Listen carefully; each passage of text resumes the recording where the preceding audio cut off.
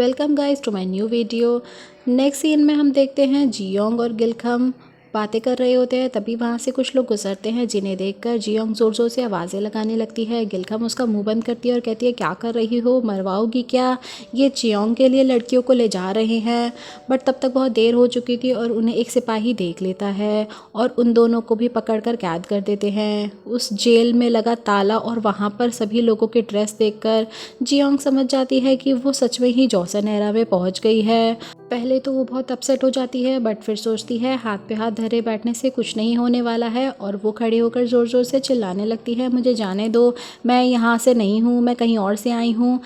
But तभी सारे सिपाही अंदर आकर गिलखम और जियोंग का मुंह बंद कर देते हैं। जियोंग फिर सोचने में पड़ जाती है, इसका मतलब वो आदमी जो मुझे जंगल में मिला था वो सच कह रहा था, वो सच में यहाँ का महाराज है और मैंने उसके साथ कितनी बदतमीज़ी की। इसके बाद सारी औरतों को बाहर ले जाया जाता है और दो ग्रुप्स में डिवाइड कर दिया जाता है, एक ग्रुप जियोंग वाला और एक जो ग्रुप कुकिंग वाला, जिसमें जियोंग को बड़ी एज की लेडीज़ के ग्रुप में डाल दिया जाता है।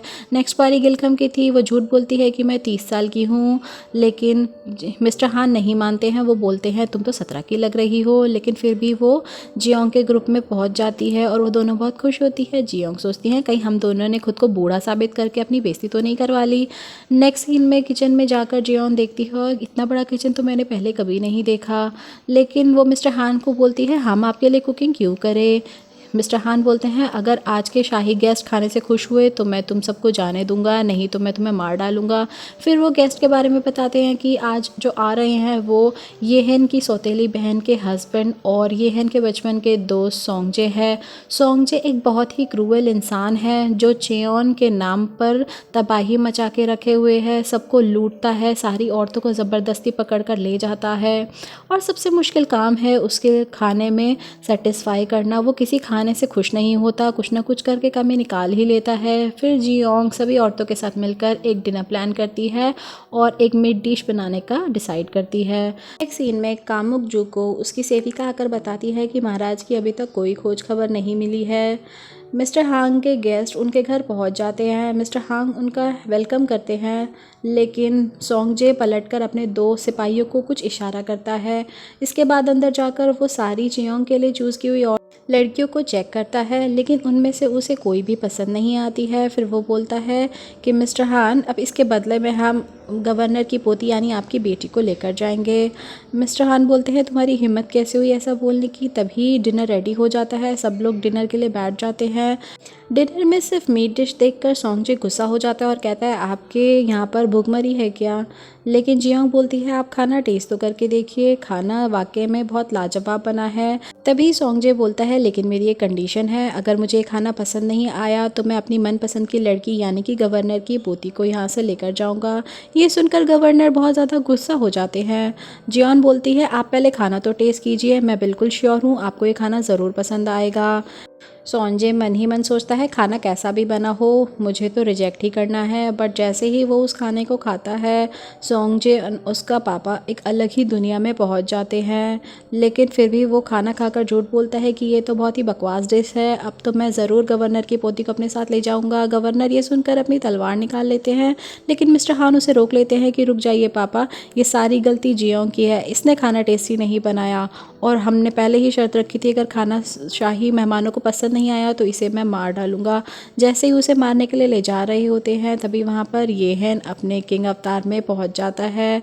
येहन जियोंग के पास जाता है और उसको बोलता है क्या तुम मुझे आज अपनी डिश टेस्ट नहीं करवाओगी। उसकी आवाज़ सुनकर जियोंग बोलती है ये आवाज़ तो बड़ी जानी पहचानी लग रही है। वो जैसे ही पलट कर देखती है और शॉक हो जाती है और सोचती है ये तो सच में यहाँ पर महाराज है, अब तो ये मुझे बिल्कुल नहीं छोड़ेगा, मैंने जिस तरीके से इसके साथ बिहेव किया था।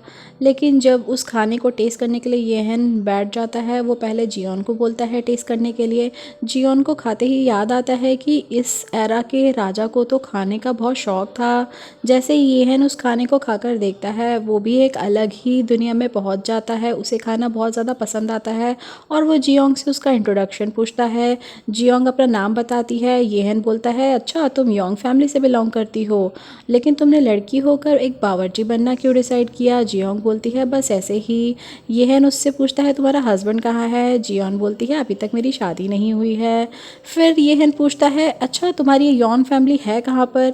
जियोंग पहले तो कंफ्यूज होती है, सोचती है कि क्या मैं इसे सच बताऊँ या नहीं, लेकिन फिर हिम्मत करके वो उसको बता ही देती है कि मैं जॉसेन एरा के 500 साल बाद के फ्यूचर साउथ कोरिया से आई हूँ। उसकी बात सुनकर पहले तो वहाँ पर सब शांत हो जाते हैं। थोड़ी देर बाद येहन बोलता है अच्छा मैं समझ गया, तुम्हारी दिमागी हालत थोड़ी ठीक नहीं है, लेकिन कोई बात नहीं, तुमने खाना बहुत अच्छा बनाया है इसीलिए मैं तुम्हें आज के लिए ज़िंदा छोड़ देता हूँ। और फिर से उसे कैद करने के ऑर्डर्स दे देता है। इसके बाद येहन सोंगजे से जेओन के बारे में पूछता है। सोंगजे बताता है कि हमने गवर्नर की पोती को चूज़ किया है। ये सुनकर येहन बोलता है ठीक है, बट अभी मैं बहुत ज़्यादा थक चुका हूँ, सब लोग जाओ मुझे आराम करना है। जियोन वहाँ से जाते जाते सोचती है इसके साथ जो भी हुआ था सही हुआ था, ये इसी लायक है, लेकिन सोंगजे उसको वहाँ से डांट कर ले जाता है। लेकिन गवर्नर उस रूम से नहीं जाते हैं और येहन को बोलते हैं कि तुम्हारे पापा ज़िंदा होते तो बहुत ही दुखी होते, तुम्हें अपनी प्रजा का कोई ख्याल नहीं है, बस तुम औरतों में ही डूबे हुए हो। ये सुनकर येहन गुस्सा हो जाता है और बोलता है क्यों, क्या हुआ? अब अपने परिवार पर आई तो पता चल रहा है ना कि अपने परिवार के लिए कुछ ना कर पाना कैसा होता है। तुम्हें क्या लगता है मुझे पता नहीं, तुम्हारी वजह से मेरी माँ की मौत हुई थी। वो सिपाहियों को बोलकर उसे कैद करा देता है। दूसरी तरफ गिलखम और जियोन बातें कर रहे होते हैं कि सब लेडीज़ को रिलीज़ कर दिया, सिर्फ हम दोनों को ही पकड़ के रखा है। तभी जियोंग को याद आता है कि हो सकता है वो उस बुक की वजह से यहाँ पहुँच गई है और वो बुक उस बैग में है जो क्लिफ पर लटका हुआ है। जियोंग किलगम को बोलती है कुछ भी करके मुझे वापस जाने के लिए उस बुक को ढूंढना ही पड़ेगा। तभी वहाँ पर मिस्टर हान आ जाते हैं और वो जियोंग को बोलते हैं शर्त के मुताबिक तुमने खाना बहुत अच्छा बनाया था, इसीलिए मैं तुम्हें यहाँ से निकलने में हेल्प करूँगा। वो उसे थोड़ा खाना, लाइट और जाने का रास्ता बता देते हैं। जियोंग जाते जाते मिस्टर हान को बोलती है कि आप टेंशन मत लीजिए, आपके साथ जो भी वो आदमी बुरा कर रहा है उसका नतीजा उसे ज़रूर भुगतना पड़ेगा, और वहाँ से चली जाती है। येहन अपने रूम में बैठकर ड्रिंक कर रहा होता है, तभी सोंगजे उसके पास आता है और उसे बताता है कि जिस बावर्ची को कैद करने का आपने ऑर्डर दिया था वो भाग गई है। जियोन खिलगम को बोलती है कि मैं जब अपने एरा में वापस जाऊंगी तुम भी मेरे साथ चलना, वैसे भी यहाँ पर तुम्हारा कोई नहीं है, मैं तुम्हें अपना असिस्टेंट शेफ़ बना लूँगी। ये सुन के खिलगम बहुत खुश हो जाती है और उसके साथ जाने के लिए राज़ी हो जाती है। जैसे ही वो दोनों उस क्लिफ पर पहुँचते हैं जियोंग अपना बैग ढूंढने लगती है, लेकिन खिलगम जैसे ही पीछे मुड़कर देखती है वो डर जाती है और जियोंग को भी देखने को बोलती है। जैसे ही जियोंग पीछे मुड़ती है वो इम्बैलेंस हो जाती है और येहन उसका हाथ पकड़ लेता है। येहन बोलता है तुम्हारी हिम्मत कैसे हुई मेरी कैद से भागने की, तुम यहाँ क्या कर रही हो? जियोंग उसको बताती है तुमने जो बैग खाई में फेंका था उसमें मेरा बहुत ज़रूरी सामान है, मुझे हर हाल में वापस जाने के लिए वो बैग चाहिए। येहन अपने सिपाहियों को ऑर्डर देकर वो बैग मंगवा लेता है। जियोंग ये देखकर बहुत खुश हो जाती है, उसे थैंक्स बोलती है, बट तभी येहन उस बैग को खाई में दोबारा वापस फेंक देता है। जियोंग ये देखकर बहुत गुस्सा हो जाती है और कहती है कमीने कहीं के, तुमने ऐसा क्यों किया? येहन बोलता है अब तुम्हारे पास भागने का और कोई बहाना नहीं बचा है, तुम मेरे चुंगल से कभी नहीं निकल सकती। वो उसे पकड़कर अपने महल में लेकर जाता है।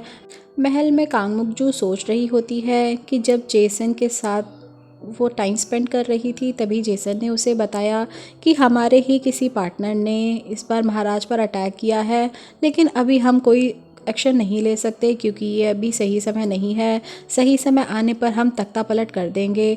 तभी कांग मुकजू की सेविका आकर उसे बताती है कि महाराज वापस आ रहे हैं और साथ में गवर्नर की पोती को भी ला रहे हैं जो कि बहुत सुंदर है। कांग मुकजू बोलते हैं उसे आने तो दो, ना मैं उसे जीने लायक छोड़ूंगी ना ही मरने लायक। जैसे ही जियोंग ऊपर देखती है उसे वो महल का नाम पढ़ते ही समझ जाती है कि वो जॉसन एरा के सबसे क्रूअल टाइम में पहुंच चुकी है जहां पर लोगों का जीना बहुत ही मुश्किल था। महल में आते ही कांग मुकजू महाराज को गले से लगा लेती है और थोड़ा इतराती है। एक्साइटमेंट में येहन कांग मुकजू का हाथ पकड़कर जियोंग के पास लेकर जाते हैं और कहते हैं देखो मैं क्या लाया हूँ।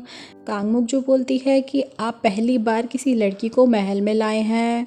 येहन बोलता है क्या लड़की? ये कोई लड़की नहीं, ये तो एक डायन है।